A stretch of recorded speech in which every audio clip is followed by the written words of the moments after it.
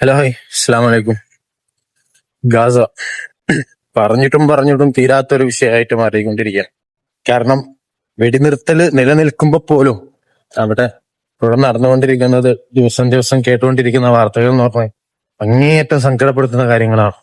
അവര് വെടിനിർത്തല് പറഞ്ഞ സമയത്തെ നമ്മൾ പ്രതീക്ഷിച്ച കാര്യമാണ്. കാരണം വാക്കിന് പുൽക്കൊടിയുടെ വില പോലും ഇല്ലാത്തൊരു രാജ്യമാണ് ഇസ്രായേൽ എന്ന് പറയുന്നത്.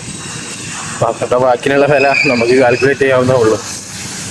പിന്നെ പറയാനുള്ള ഒരു കാര്യം എന്ന് പറഞ്ഞു കഴിഞ്ഞാല് ഇത്രയും കണ്ടു, ഇനിയും കണ്ടുകൊണ്ട് മൂട്ടിലും കയ്യുന്തിരേക്ക് എടുക്കുന്ന മക്കളോടാണ് പറയുന്നത്, ഇനിയെങ്കിലും പ്രതികരിക്കടോ, ഇനിയെങ്കിലും പ്രതികരിച്ച് തുടങ്ങും.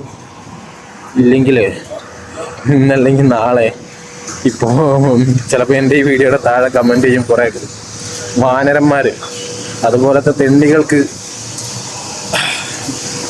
വലിയതായി കൊടുക്കേണ്ടി വരും. സോ അതില്ലാണ്ടിരിക്കാൻ മാക്സിമം ശബ്ദം കൊണ്ട് പോരാടുക.